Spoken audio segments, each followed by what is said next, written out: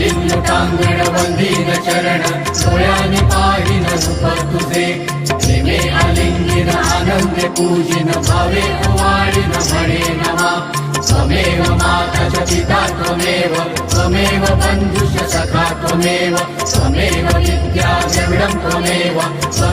सर्वं मम देव कायेन वाचा मनसेन्द्रियैव बुद्ध्यात्मना वा प्रकृति स्वभाव करोमि यद्यत् सकलं परस्मै नारायणायति समर्पयामि अच्युतं केशवं रामनारायणं कृष्णदामोदरं वासुदेवं हरिं श्रीधरं माधवं गोपिकावल्लभं जानकीनायकं रामचन्द्रं भजे हरे राम राम राम हरे हरे हरे कृष्ण कृष्ण कृष्ण हरे हरे हरे राम